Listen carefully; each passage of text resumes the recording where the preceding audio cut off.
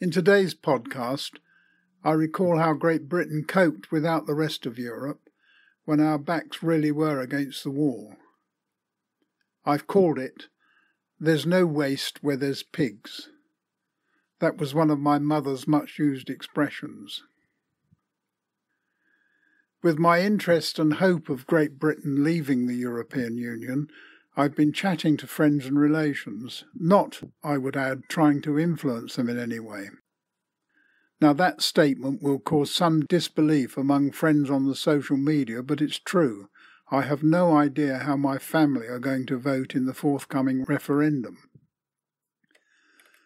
I'm the first to admit that I'm quite a political animal with leanings to the right of Margaret Thatcher and next to Attila the Hun, and on top of that I've never agreed with anything the European Union stands for.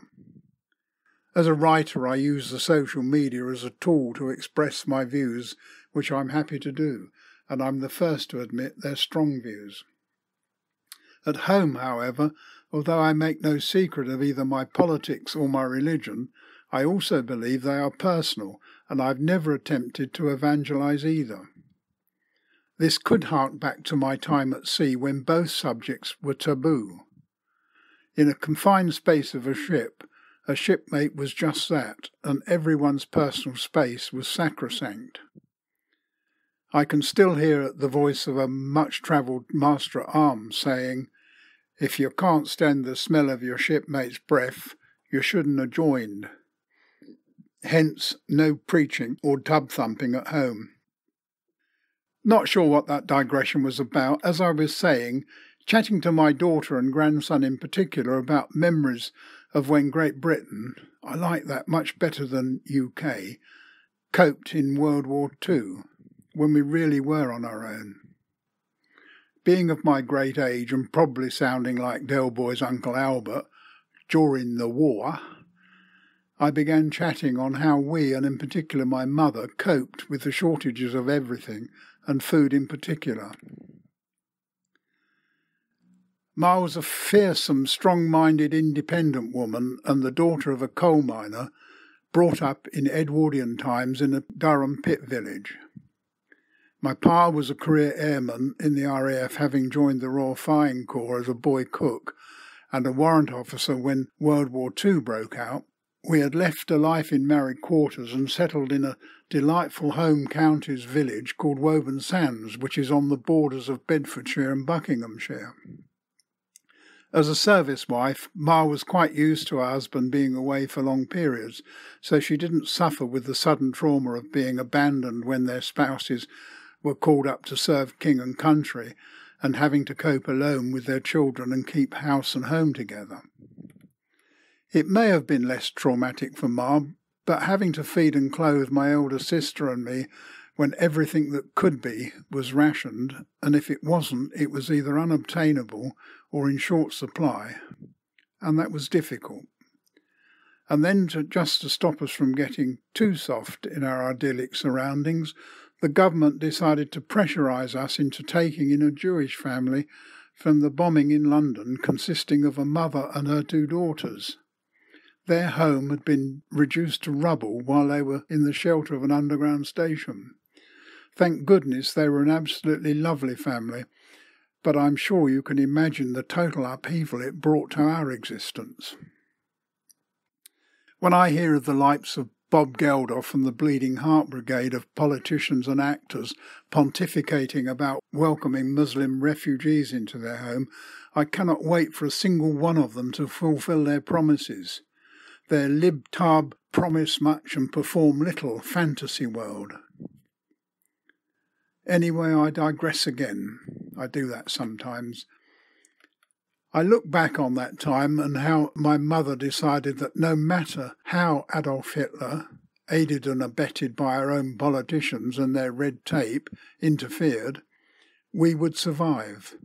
And my goodness, we survived. I can only speak for my mother, and she is long dead, and anyway the statute of limitations must have long expired for Mother and all her friends who saw it as their duty to get round the restrictions placed on their welfare. We had a large garden, so Mother became a bricklayer.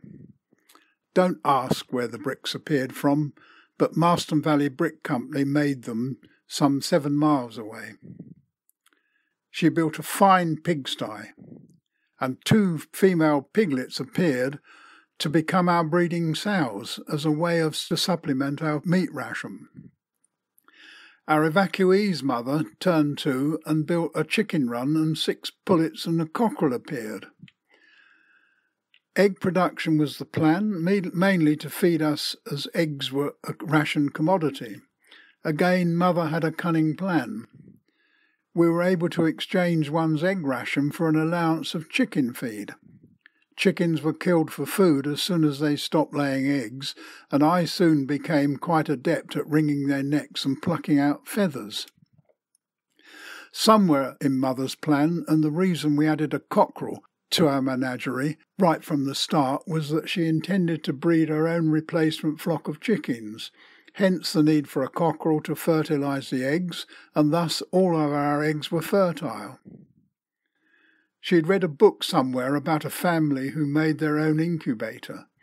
I think it was a novel rather than a DIY book, but anyway, we subsequently had a tea chest cut down and fitted with a couple of electric light bulbs, and we eventually supplied ourselves and friends and neighbours with a constant supply of little yellow day-old chicks.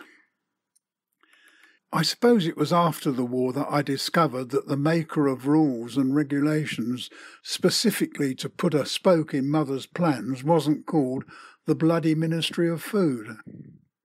Anyway, we had started with 2 prospective breeding sows, and Mother could only have a licence to keep 1. So a second pigsty was built on our allotment plot, and whenever an inspector called or someone from the local pig club paid a visit, their inspections were rotated between the one in the backyard and the other in the allotment. The licensing was all to do with the supplies of pig food and how much meat ration had been surrendered. For centuries, gardeners and smallholders had kept poultry and the odd pig or 2 for their own house use. The powers that be recognised that come what may, such practice would continue, so they encouraged groups of people to form pig clubs that were allowed legally to buy and feed and look after pigs. Pigs were normally fed on scraps from homes, cafes, bakeries, and anything edible that came to hand. Clubs were allowed to purchase legally small amounts of corn or feed to supplement this meagre diet. You will not believe the number of sacks of meal that fell off the wagon. Of course, this was years before the combine harvesters became common use, and the corn was cut very inefficiently with rotary cutters and stacked in sheaves to dry out, before carting them to the threshing drum. Literally hundredweights of ripe corn seeds spilled and were left on the fields to waste, much to the delight of the local wild bird population and the local livestock owners who were given permission to glean. It would have been wasted anyway. My fearsome mother recruited a gang of holidaying schoolchildren as gleaners, and in about 2 weeks at the end of harvest, our 2 barns and the allotment shed were filled with sacks of free grain. Pigs and piglets are greedy animals, and feeding has to be constant and never stops. Bins were placed at certain spots around the village for the reception of kitchen waste, which was collected by the council's lorry driver. The stuff was sorted and sold to poultry and pig keepers.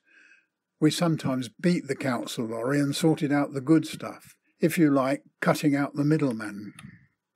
We acquired a 2-wheeled barrow, and as we were surrounded by the Duke of Bedford's forests and had carte blanche permission to collect firewood, most of our fuel was logs, long before wood-burning stoves became fashionable.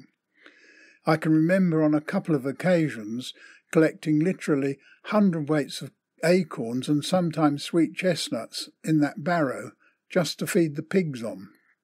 They loved them, shells and all, so we not only had well-fed pigs, we had happy pigs. As the war progressed, we used to get pig swill delivered that was collected from sources in London. This food waste was called Tottenham pudding, which we assumed was its source, although something at the back of my mind has me remembering that it was sourced in Edmonton, wherever that is. No matter it was dreadfully smelly stuff, the pigs loved it. Our pigs, both the legal ones and the supplementary ones, thrived on the diet provided by Mother. Each sow produced around 10 piglets, which were fattened for slaughter in around 12 to 16 weeks. There was a big day when Ma's legal pigs were slaughtered through the pig club. Half the carcasses were sold for a pittance, as Ma said, to the government to help with rationing, and the remainder was divided between club members as either pork or bacon. When another member slaughtered their animal, we were given a share of theirs. Perhaps a month later, perhaps 10 or so of our illegal porkers that had also been fattened for slaughter, this time was a real red-letter day, when a certain butcher, with the help of the long-retired slaughterman and perhaps a couple of Italian prisoners of war, collected our harvest in a large lorry. I have no real recollection of the black market distribution, but on these occasions we had whole smoked hams hanging in our barn, legs of pork, sides of bacon, shoulders of pork, pork tenderloin, rib chops, loin chops, and of course sausages and black pudding. We had no refrigerators in those days, but our tame butcher and backup from our tame fishmonger did, and they were very well rewarded to house our household meat supply. Not just friends and neighbours received benefits from Mother's allotment. The butcher and fishmonger could only look after so much of our prime cuts, and anything that we couldn't smoke in the form of ham or bacon was distributed on that day. I can remember our local Bobby always had a roasting leg joint together with some kidneys and liver. Possibly to salve Mother's conscience, our vicar, the Roman Catholic priest, and the Methodist minister were all beneficiaries, and no one knew of the other recipient, but that was the way of black market trade. It wasn't called that then, it was called being neighbourly. Well, that's the tale of our pigs and poultry. As the war progressed, Mother acquired 2 nanny goats and a billy goat, but that's another story, and I'm going to keep it in my locker for another day. I think the funniest memory was of our evacuees. They were Orthodox Jews. I used to get pocket money for chopping sticks and lighting their fire on Shabbat, which is observed from sundown on Friday until sundown on Saturday. Oy vey. But needs must when the devil drives, and Mama Levitt decided that rules could be bent for the duration. They enjoyed pork every bit as much as we did. She told a white lie to her girls, namely that it was chicken, in case they let it slip to their father when he visited. But they discovered a real fondness for lovely roast crackling. In this digital age, I'm sure that my mother would have been a leading campaigner against rationing, and the Ministry of Food in particular. There is no doubt that it was for propaganda purposes, making certain that the British public felt that they were doing their bit every much as the boys on the front. The Ministry of Food employed thousands of civilians, jobs worth every one. As it was sheer luck that Mother wasn't arrested for doing her bit for the war effort. Every single part of the pig can be eaten except for the squeal, and as Mother often said, there's no waste where there's pigs. These days, I would add, it also keeps Muslims away. Thanks for listening.